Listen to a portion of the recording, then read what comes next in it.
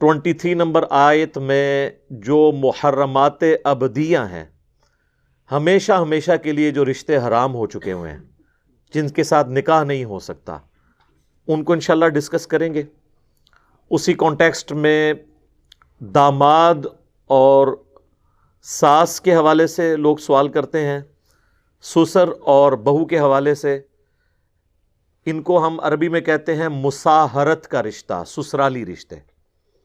Even अब तो मामलात इतने बिगड़ चुके हैं कि हमसे तो लोगों ने यानी बाप बेटी वाला भी सवाल यहाँ पे हमारी एकेडमी में बाज़-औक़ात आ जाता है। वलियाज़ु बिल्लाहि ताला।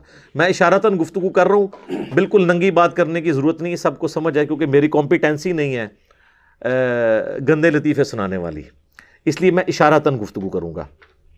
मेरे भाइयों, सूरतुन निसा की आयत नंबर 23 जो पारा नंबर 4 में आखिरी आयत है, उसमें अल्लाह ताला ने मुहर्रमात अबदिया यानी जो हमेशा हमेशा के लिए महरम रिश्ते हैं, जिनके साथ निकाह मुमकिन नहीं है, उनको डिस्कस किया है। उसमें से 12 तो ऐसे हैं जो हमेशा के लिए हराम हैं, और चंद एक रिश्ते वो हैं जो वक्ती तौर पर हराम हैं। उनमें गुंजाइश मौजूद है कि किसी वक्त में वो रिश्ता आप कर सकते हैं, लेकिन 12 ऐसे हैं जो हमेशा हमेशा के लिए मुहर्रमात अबदिया कहलाती हैं। हमेशा के लिए महरम रिश्ते, उनसे निकाह मुमकिन नहीं है। उस आयत को हम कवर कर लेते हैं, उसके कॉन्टेक्स्ट में इंशाअल्लाह फिर मैं तफसीली गुफ्तगू भी करूंगा। अऊज़ु बिल्लाहि मिनश शैतानिर रजीम, बिस्मिल्लाहिर रहमानिर रहीम। हुर्रिमत अलैकुम, हराम कर दी गई हैं तुम्हारे लिए, उम्महातुकुम, तुम्हारी माएं। अब ये 12 कॉन्टिन्यूस रिश्ते आएंगे जिनके साथ कभी भी शादी मुमकिन नहीं है। एंड पे जाके एक पॉसिबिलिटी आएगी जो वक्ती तौर पर, टेम्पररी तौर पर हराम रिश्ता है, और कुछ अहादीस के अंदर भी आए हैं, कुछ अगली आयत का थोड़ा सा हिस्सा उसमें भी इंशाल्लाह डिस्कस हो जाएगा।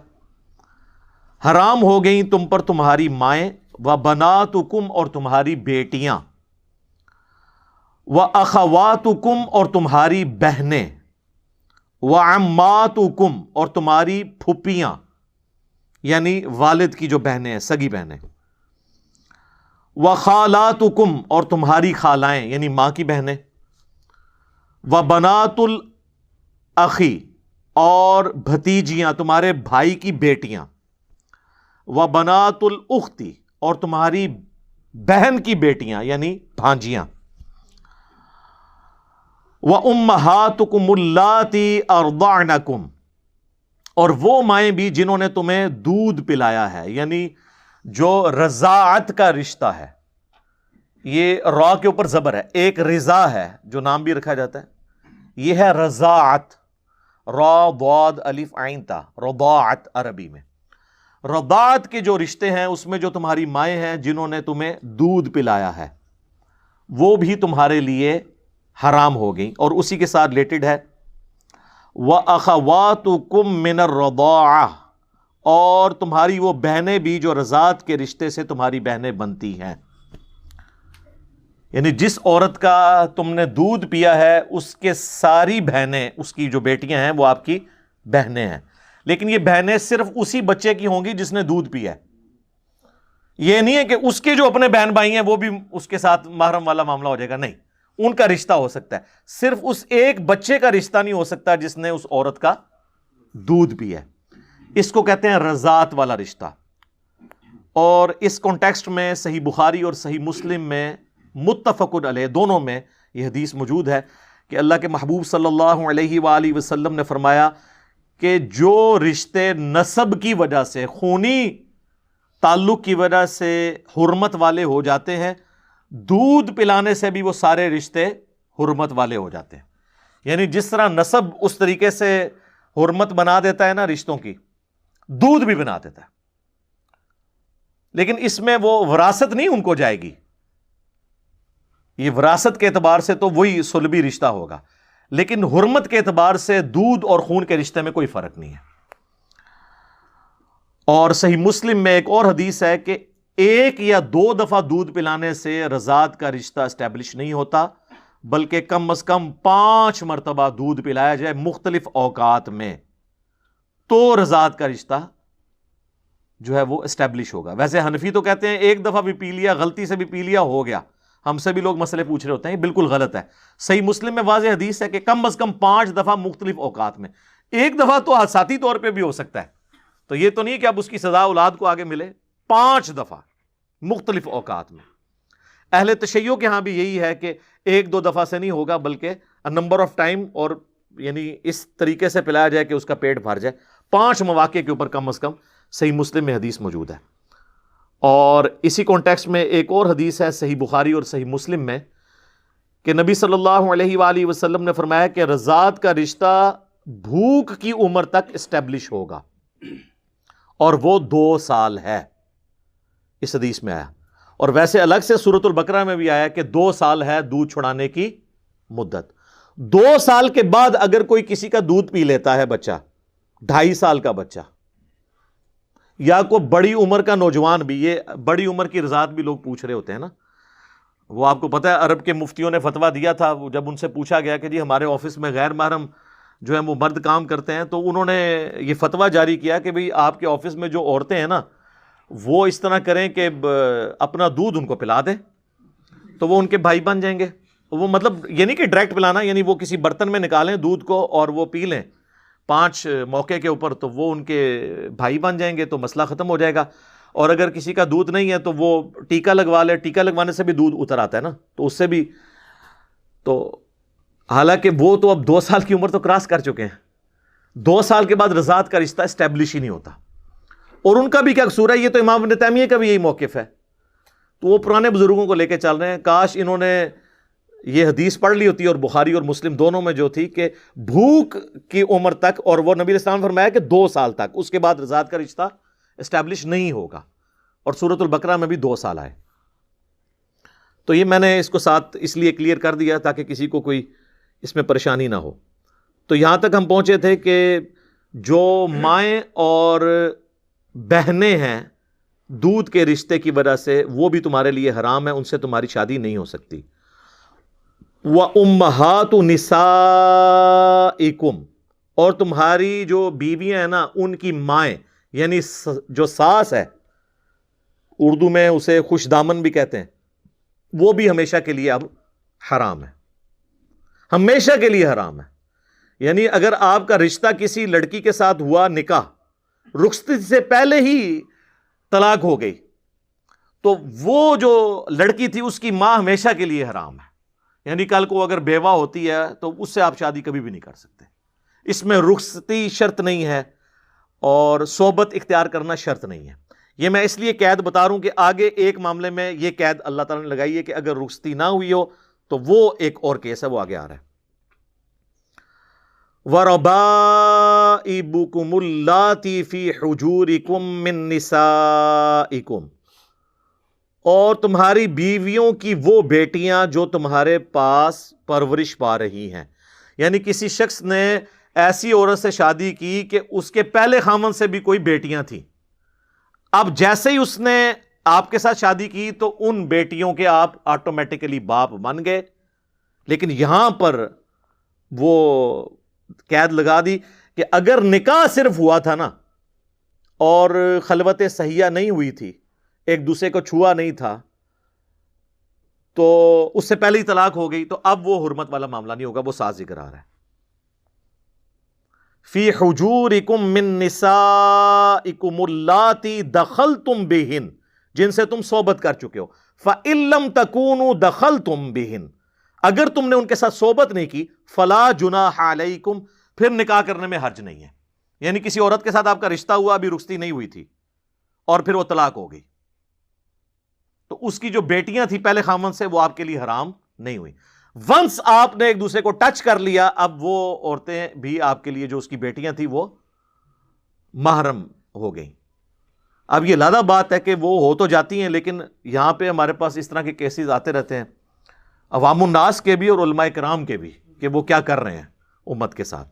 ایک الگ سے ٹاپک ہے، میں اب وہ اس کو اس طرف نہیں جا کے بات کرنا چاہتا، اشارتاً کر رہا ہوں. وَحَلَائِلُ أَبْنَائِكُمُ الَّذِينَ مِنْ أَصْلَابِكُمْ، اور تمہارے بیٹے جو تمہارے صلب سے پیدا ہوئے ہیں، تمہارے خونی رشتے سے، ان کی بیویاں بھی تم پر ہمیشہ کے لیے حرام ہے. وہ ہمیشہ کے لیے، یعنی بہو بھی ہمیشہ کے لیے سسر کے لیے حرام ہو گئی. تو لہذا اب یہ جتنے حرمت والے رشتے ہیں نا، ان میں اب پردہ وہی ہوگا جو گھر کے اندر ایک بہن بھائی کا پردہ ہوتا ہے. چہرے کے نقاب والا معاملہ اس میں نہیں ہوگا، الا یہ کہ جہاں پر فتنے کا اندیشہ ہو وہ الگ بات. یہ وہ 12 رشتے تھے جو ہمیشہ کے لیے حرام ہیں.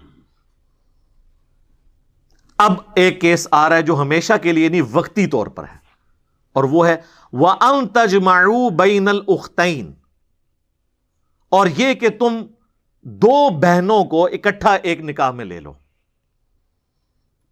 یعنی سالی کے ساتھ بھی اپنی بیوی کی موجودگی میں نکاح کر لیا جائے. یہ وقتی طور پر حرام ہے. اگر بیوی مر گئی تو پھر آپ سالی سے شادی کر سکتے ہیں. جیسے سیدنا عثمان کے عقد میں سیدہ رقیہ اور ام کلثوم علیہم السلام، نبی علیہ السلام کی 2 بیٹیاں جو آپس میں سگی بہنیں تھیں، یکے بعد دیگرے عقد میں آئی ہیں نا. لیکن یہ ٹیمپرری طور پر حرام ہے کہ بیک وقت 2 بہنوں سے رشتہ نہیں ہو سکتا. یہ ہمیشہ کے لیے حرام نہیں ہے. اور اسی کی ایکسٹینشن آگے آ جائے گی اگلی آیت کے اندر کہ جو خامدوں والی عورتیں ہیں وہ بھی حرام ہیں.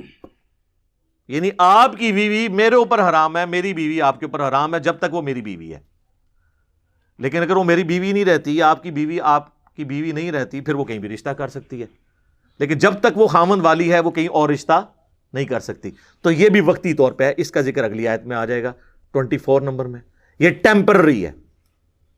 اور یہ جو آیا نا وَأَن تَجْمَعُوا بَيْنَ الْأُخْتَيْنِ کہ 2 بہنوں کو اکٹھا نہیں کر سکتے، اسی کی ایکسٹینشن ایک بخاری مسلم میں آئی ہے کہ نبی علیہ السلام نے فرمایا کہ پھوپھی اور بھتیجی کو ایک نکاح میں جمع نہیں کر سکتے، اور خالہ اور بھانجی کو بھی نہیں کر سکتے. یعنی آپ کسی کی پھوپھی کے ساتھ شادی کریں، اس کی بھتیجی کے ساتھ آپ پیرلل میں شادی نہیں کر سکتے. اور اس کو سمجھنے کا ایک بڑا آسان سا فارمولہ ہے. آپ کسی بھی 2 عورتوں کو اکٹھا اپنے نکاح میں نہیں لے سکتے کہ ان 2 عورتوں میں سے اگر ایک کو مرد تصور کر لیا جائے اور ان دونوں کی آپس میں شادی ممکن نہ ہو.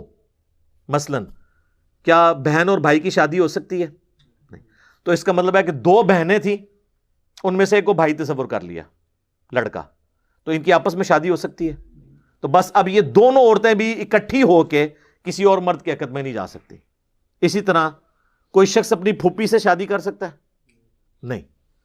تو اگر وہ شخص لڑکی ہو اور اس کی پھوپھی بھی فیمیل ہے، اب یہ دونوں کسی ایک مرد کے عقد میں بیک وقت نہیں آ سکتی. سمجھ آ گئی؟ یہ سمپل فارمولہ ہے کہ ہر وہ 2 عورتیں کہ ان میں سے وقتی طور پہ ایک مرد تصور کر لی جائے اور ان کی آپس میں شادی نہ ہو سکتی ہو، تو وہ دونوں عورتیں اکٹھی کسی اور کے عقد میں نہیں جا سکتی. لیکن یہ ٹیمپرری طور پر، وقتی طور پر حرمت والا رشتہ ہے. اگر ان میں سے کسی ایک کو وہ طلاق دے دے کہ مر جائے ایک ان میں سے، پھر اس کے ساتھ شادی ہو سکتی ہے. پھوپھی مر گئی اب بھتیجی سے شادی ہو سکتی ہے، خالہ مر گئی اب بھانجی کے ساتھ شادی ہو سکتی ہے. تو یہ وہ تھے جو ٹیمپرری طور پہ ہیں. باقی 12 جو ہیں وہ ہمیشہ کے لیے حرام رشتے ہیں. اب اسی کانٹیکسٹ میں مساہرت کا بیان بھی کر دوں. یہ فقہ حنفی میں بڑا ایک مشہور ہے اور بڑی کتابیں لکھی ہوتی ہیں مساہرت کے اوپر. مساہرت عربی میں کہتے ہیں سسرالی رشتوں کو. اور وہ کہتے ہیں جی مساہرت والا جو معاملہ اگر ہو گیا، یعنی مثلاً یہ فقہ حنفی میں جو لکھا ہوا ہے اس کا قرآن و حدیث سے کوئی تعلق نہیں ہے، کیونکہ قرآن و حدیث نے جو حرام بتانا تھا وہ قرآن میں اور بخاری مسلم میں بتا دیا. اب مولانا شریف نے جو ہے نا وہ اپنی طرف سے چیزیں داخل کی ہیں. تو مولانا شریف کو قرآن سے اور بخاری مسلم سے اٹھا کے تھوڑی دیر کے لیے نہیں، ہمیشہ کے لیے باہر رکھیں، اور پھر دیکھیں کہ یہاں پہ حرمت والے رشتوں میں کوئی ایسی بات ہوئی ہے. وہ بتاتے ہیں آپ کو مساہرت والا رشتہ، بڑی کتابیں لکھتے ہیں اور کہتے ہیں جی پتہ ہے جی. پھر پوچھ رہے ہوتے ہیں لوگوں سے کہ جی اگر کسی مرد نے اپنی ساس کو شہوت کے ساتھ چھوا، غلطی سے یا جان بوجھ کے، صرف چھو لیا، تو اس کی اپنی بیوی اس پہ ہمیشہ کے لیے حرام ہو گئی. یہ وہ کہتے ہیں. اور وہ کہتے ہیں کہ اس لیے کہ قرآن میں آیا ہوا ہے کہ جی وہ ساس تو اس پہ حرام تھی، لیکن قرآن میں یہ تو نہیں آیا کہ ساس کے ساتھ اگر وہ ایسا معاملہ کر لیتا ہے تو اس کی اپنی بیوی جو آلریڈی اس سے پہلے اس نے اپنے عقد میں لی تھی وہ نکل جائے گی. یہ زیادہ ایک حرام فعل ہوگا. اسی طریقے سے اگر کسی سسر نے چھو لیا اپنی بہو کو غلط نیت کے ساتھ، ویسے تو محرم تھے آپس میں، تو وہ کہتے ہیں وہ چھو لیا اور خامند بیچارہ باہر محنت کر رہا ہے، وہ اس کے عقد میں سے اس کی بیوی نکل گئی. قصور پیو دا بھگت رہا. ہن پنجابی کہتے ہیں خسم نانی کرے تے چٹی دو طرح پر ہے. اتنے جناب وہ پیو نے کام پایا ہے تو وہ کہتے ہیں کہ وہ بیٹے کے عقد سے اس کی بیوی نکل گئی، وہ بیٹا بیچارہ باہر ہے، اس کو پتہ بھی نہیں. اور اسی میں وہ آگے پھر کہتے ہیں کہ اگر کوئی باپ کسی لڑکی کا رات کے وقت اندھیرے میں اٹھا اور اس نے ہاتھ لگانا تھا اپنی بیوی کو، غلطی سے نیند میں، غلطی سے بھی، سر نوٹ کریں، غلطی سے بھی اپنی بیٹی پہ پڑ گیا تو اس کی اپنی بیوی ہمیشہ کے لیے اس پہ حرام ہوگی، ہمیشہ کے لیے، دوبارہ اب نکاح بھی نہیں ہو سکتا. جان بوجھ کے نہیں، غلطی سے بھی. تو جان بوجھ کے تو اب یہ سارے کے سارے معاملات چاہے جان بوجھ کے کسی نے کیا یا غلطی سے کیا، اس کی وجہ سے، اس حرام کام کی وجہ سے کوئی حلال رشتہ ہمیشہ کے لیے ختم نہیں ہوگا. وہ جو ختم ہونے والے تھے وہ یہ آگے یہاں پہ رشتے. جناب سورۃ النحل میں تو یہاں تک آیا ہے کہ اگر کسی شخص کے دل میں ایمان ہے اور جان بچانے کے لیے اسے مجبوراً کفر بولنا پڑتا ہے تو تب بھی اس کا ایمان نہیں جائے گا، اور جان بچانے کے لیے مجبوراً اسے حرام کھانا پڑتا ہے تو وہ مردار، بہتا ہوا لہو، خنزیر کا گوشت اور غیر اللہ پر کے نام پر جو چیز قربان کی گئی وہ بھی کھا سکتا ہے جان بچانے کے لیے، اس پہ ملامت نہیں ہوگی. اور یہاں پہ کہہ رہے ہیں کہ غلطی سے بھی ہو گیا تو ہمیشہ کے لیے یہ ہو گیا. اسے وہ کہتے ہیں مساہرت کا رشتہ. اور یہ بہت زیادہ سوال اور اس کے اوپر بڑے کلپس لوگوں نے بنا کے اپلوڈ کیے ہوتے ہیں اور وہ بتا رہے ہوتے ہیں، حالانکہ کہیں پر قرآن و حدیث میں موجود نہیں. اور پھر ہمیں کہہ رہے ہوتے ہیں کہ آپ قرآن و حدیث سے نکال کے بتائیں کہ جی جس میں لکھا ہو کہ رشتہ باقی رہے گا. یہ رشتے کو ختم کرنے کے لیے دلیل آپ نے دینی ہے، دعویٰ تو آپ نے کیا ہے. ہماری دلیل یہ ہے کہ قرآن نے حرمت والے جو رشتے بتانے تھے وہ بتا دیے. یہ بھی مسئلہ اس طرح ہوتا تو بتا دیتے. پھر بھی آپ کی تسلی کے لیے بتائیں کہ صحیح بخاری آپ کھولیں، کتاب النکاح چیپٹر نکال لیں اس میں امام بخاری نے باقاعدہ ایک پورا باب باندھا ہے اس حوالے سے. ابن عباس کے حوالے سے حدیث لی اور نیچے کئی ایک صحابہ اور تابعین کے اقوال لیے ہیں جس میں انہوں نے فقہ حنفی پہ رد کیا ہے کہ اس طرح اگر کوئی کر لیتا ہے تو اس کی اپنی بیوی فارغ نہیں ہوگی، یہ مساہرت والے رشتے کے اعتبار سے. تو امام بخاری نے صحیح بخاری میں یہ رد کیا ہے. مراد یہ فتنہ پرانا ہے اور امام بخاری نے اس کے اوپر رد کیا، حالانکہ امام بخاری نہ بھی رد کرتے، قرآن میں واضح نص موجود ہے. جب قرآن کہہ رہا ہے کہ حرمت والے رشتے یہ ہیں تو آپ اپنی طرف سے تو کوئی حرمت والا رشتہ تو نہیں بنا سکتے، یہ تو شریعت سازی ہے، یہ تو بدعت ہے. اب یہاں پر ایک اور مسئلہ بھی میں بتا دوں، صحیح بخاری اور صحیح مسلم میں ایک حدیث ہے کہ نبی علیہ السلام نے نکاح شغار کرنے سے بھی منع فرمایا ہے، جسے ہم اردو میں اور پنجابی میں وٹا سٹا کہتے ہیں. لیکن یہاں پر وٹا سٹا اور ہوتا ہے. جو ہمارے ہاں وٹا سٹا رائج ہے نا، یہ حرام نہیں ہے. وہ حدیث میں موجود ہے بخاری اور مسلم دونوں میں کہ کوئی شخص اپنی بہن یا بیٹی کا رشتہ اس شرط پہ کسی مرد سے نہیں کر سکتا کہ تو اپنی بیٹی مجھے دے دے، میں اپنی بیٹی تجھے دیتا ہوں، یا تو اپنی بہن کا نکاح میرے ساتھ کر دے، میں اپنی بہن کا نکاح تیرے ساتھ کرتا ہوں، اور اس کے بدلے حق مہر میں نہیں دوں گا. میرا حق مہر یہ ہے کہ میں نے اپنی بہن یا بیٹی تجھے دے دی، اور تیرا حق مہر یہ ہے کہ تو نے اپنی بہن. تو حق مہر کے بغیر اس طرح کا رشتہ کرنا، اسے کہتے ہیں نکاح شغار یا وٹا سٹا. یہ والا وٹا سٹا حرام ہے. لیکن اگر دو مرد آپس میں کہتے ہیں کہ میں اپنی بہن کا رشتہ تمہارے ساتھ کرتا ہوں، تم میرے ساتھ کر دو، اور دونوں کا حق مہر رکھا جاتا ہے، تو اس میں کوئی حرج نہیں، یہ والا وٹا سٹا حرام نہیں ہے. یا کوئی شخص کہتا ہے میں اپنی بیٹی کا رشتہ تمہیں دیتا ہوں، تم اپنی بیٹی کا رشتہ مجھے دو، ٹھیک ہے، اور دونوں کا الگ الگ حق مہر رکھا جائے، اور یہ شرط لگا کے نہ ہو کہ جی اگر نہیں دو گے تو میں نہیں کروں گا، اس طرح کا معاملہ نہ ہو.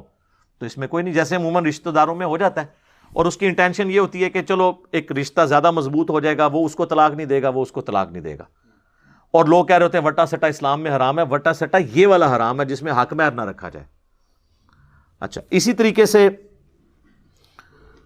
سورۃ البقرہ میں اللہ تعالیٰ نے فرما دیا کہ مشرک عورت کے ساتھ نکاح نہیں کر سکتے، نہ مشرک مرد کے ساتھ. اور اس سے مشرک سے مراد اہل حدیث والا مشرک نہیں ہے.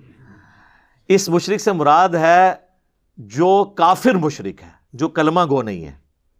جو کلمہ گو مشرک ہے اس کا معاملہ الگ ہے, وہ مسلمان ہے, آپ کو ہم پابند نہیں کرتے کہ آپ ضروری کریں, وہ تو ابن ماجہ میں حدیث ہے اپنے کفر میں شادی کرو, ہم پلہ لوگوں میں.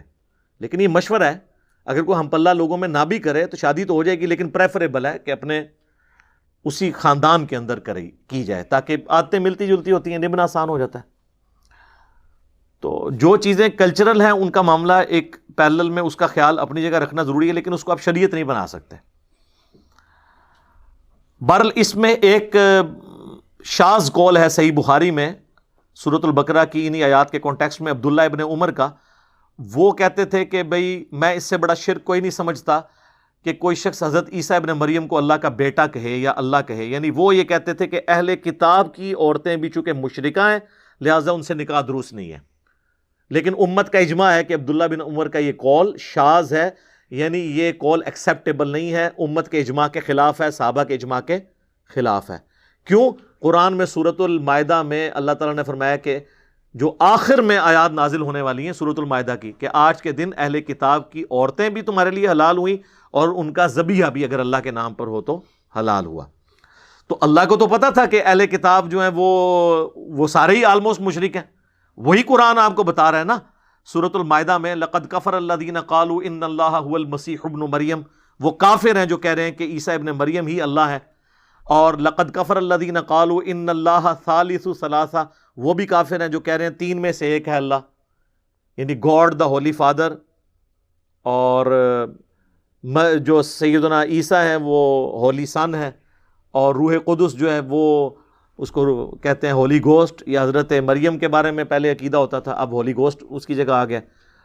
تو اللہ تعالیٰ جب ان کے شرک کو بیان کر رہا تھا تو اللہ تعالیٰ کو یہ پتا تھا کہ یہ مشرک ہیں, لیکن ان کو بینیفٹ دیا کہ چونکہ یہ اہل کتاب ہیں, آسمانی مذہب کو ماننے والے ہیں, اگرچہ مشرک ہیں لیکن چونکہ نبیوں کے ماننے والے ہیں, ان کی عورتوں کے ساتھ نکاح جائز ہو جائے گا.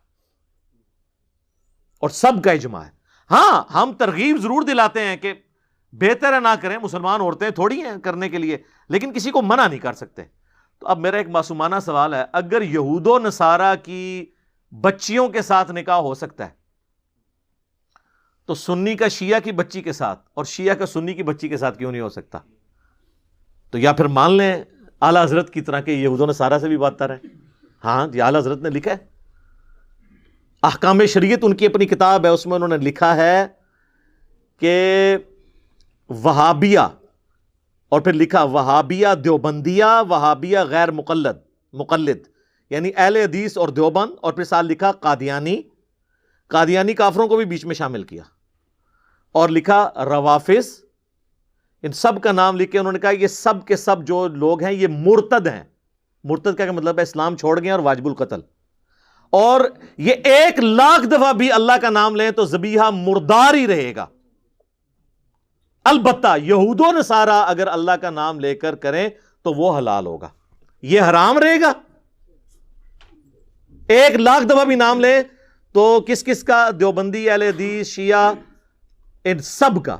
اور قادیانی کافروں کو بھی بیچ میں ڈال دیا, انہوں نے قادیانیوں کے کھاتے میں ڈالا ہے ان کو, کہا کہ یہ 1,00,000 دفعہ بھی نام لیں تو ذبیحہ حرام رہے گا, البتہ یہود و نصارہ اگر کریں تو حلال ہوگا.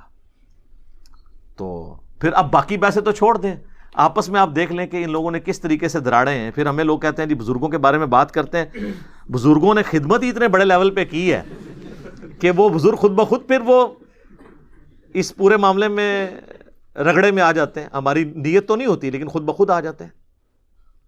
اور پھر ملفوظات اعلیٰ حضرت میں کہتے ہیں جی ان کے بیٹے نے جمع کیے ہیں. سر ان کے بیٹے نے جمع کیے ہیں جو مفتی اعظم ہند ہیں مصطفیٰ رضا خان نوری, جن کی نعت ہے تو شمع رسالت ہے عالم تیرا پروانہ, وہ بیٹا ہے ان کا جس نے ان کے ملفوظات جمع کیے ہیں. اور اس سے بڑی بات, ملفوظات کی جو پہلی جلد ہے نا, پہلا حصہ, وہ اعلیٰ حضرت نے خود پڑھا ہوا ہے اور اس پہ مور لگائی ہے کہ میں نے اسے لفظ بلفظ پڑھا ہے. تو پھر اعلیٰ حضرت کی اپنی ہوگی نا. اور پہلی جلد کے اندر ہی پہلا حصہ جو اعلیٰ حضرت نے خود پڑھا ہے, اس میں ان سے سوال ہوا ہے کہ اگر وہابی جماعت کروا رہے ہوں تو نماز ان کے پیچھے پڑھیں یا الگ؟ تو انہوں نے جواب دیا ان کی نماز نہ نماز ہے نہ جماعت ہے. سیدھا سیدھا کھری گل جڑی ہے انہوں نے کر دی تھی. اور وہابی اعلیٰ حضرت دیوبند اور اہل حدیث دونوں کو کہتے ہیں، وہ میں آپ کو پہلے بتا چکا ہوں احکام شریعت میں سے۔ پھر وہ کہتے ہیں کہ وہابیہ کی مسجد میں نماز پڑھ سکتے ہیں دیوبند اور اہل حدیث کے، تو انہوں نے کہا، جواب دیا، کفار کی مساجد مثل گھر کے ہیں۔ کفار ڈائریکٹ لفظ لکھا، یعنی جس طرح کافر کی مسجد ہے نا تو گھر کے مثل ہے، یعنی وہ جو بخاری مسلم میں حدیث ہے کہ میرے لیے پوری کی پوری زمین پاک کر دی گئی ہے، میرا امتی جہاں چاہے نماز پڑھ سکتا ہے۔ تو یہ حدیث انہوں نے کوٹ نہیں کی، اشارتاً بات کر دی کہ جس طرح گھر میں بھی نماز ہو جاتی ہے اس طرح کفار کی مسجدوں میں بھی نماز ہو جائے گی۔ اور کفار انہوں نے یہود و نصارہ کو نہیں کہا، دیوبند اور اہل حدیث کو کہا۔ ابھی بات ختم نہیں ہوئی، پھر تیسرا سوال ان سے ہوا کہ یہ وہابی دیوبند اور اہل حدیث جب اذان دے رہے ہوں تو ان کی اذان کا جواب دینا چاہیے۔ تو انہوں نے کہا کہ ان کی نہ اذان ہے نہ نماز ہے، اور پھر کہا ان کی اذان بھی ان کی نماز اور جماعت کی طرح باطل ہے۔ بڑے وہ صحیح بات ہی انہوں نے کی، جب میں ان کی نماز ہی کہہ رہا ہوں نہیں ہوتی ہے تو اذان کی تو باطل ہے۔ البتہ جب اذان میں اللہ اور اس کے محبوب صلی اللہ علیہ وآلہ وسلم کے مبارک نام آئے تو آپ عز و جل یا جل جلالہ یا صلی اللہ علیہ وآلہ وسلم کہہ سکتے ہیں، باقی نہ ان کی اذان ہے، نہ نماز ہے، نہ جماعت ہے۔ بات ہی ختم کر دی۔ یہ ہے بزرگان دین کی خدمات۔ جب ہم ہائی لائٹ کرتے ہیں تو کہتے ہیں نہیں ہم سب ایک ہیں، کوئی مسئلہ نہیں ہے۔ تو انجینئر صاحب ویسے اختلافات، سر ایک ہیں تو پھر بتائیں کہ ہمارے بزرگوں نے جو کام ڈالا ہے یہ کام ان لوگوں نے ڈالا تھا، ہم ان سے لانے برات کرتے ہیں، پھر ہم یہاں تک نہیں رہیں گے، پھر ہم اگلی بات کریں گے کہ جنہوں نے کام ڈالا تھا اور لوگوں کو کافر کہا تھا، تو اب وہ جن کو کہا وہ تو نہیں تھے، تو پھر کافر کون ہوا؟ کہنے والا۔ تو یہ کون کہے گا کہ ہمارے بڑے بزرگ جو ہیں وہ کافر ہیں؟ تو ہر صورت میں پھنسیں گے۔ اور یہ میں بار بار اس لیے باتیں ہائی لائٹ کرتا ہوں تاکہ آپ کو پتہ چلے کہ وہ جو ہمارے پچھلے دنوں ہمارے ایک بابا جی جو فوت ہو گئے ہیں، اللہ تعالیٰ ان کی غلطیوں سے درگزر کرے، تو وہ انہوں نے مرنے سے کچھ عرصہ پہلے ہی 9 نومبر 2020 کو انہوں نے بادشاہی مسجد جو دیوبندیوں کے پاس ہے اس کے باہر مزار اقبال کے اوپر تقریر کرتے ہوئے جب مغرب کی اذانیں شروع ہوئیں تو انہوں نے کہا چلو جی اٹھو جی، انہاں دی کیڑی گل ہے، یہ تے سوراں دے سور نے یعنی ان کی اذان تو اذان ہے ہی نہیں ہے۔ تو وہ کہتے ہیں ڈبنگ ہو گئی یہ وہ، تو یہ تو اعلیٰ حضرت کی تو اپنی کتاب میں لکھا ہوا ہے جو انہوں نے لفظ بلفظ پڑھی ہے، تو اعلیٰ حضرت تو ان سے بڑی ہستی ہیں، انہوں نے تو اس سے بڑی بات کر دی ہے۔ کہنا انہاں بڑیاں دے اخلاص منگو تو بڑے بڑے لوگ ہم گداواں نو خیر پا ہی دیں گے۔ چلو جی چلیے، او بھابیاں دی اذان اے تے کڑا دے اے تے سور دے سور ہیں۔ چلیے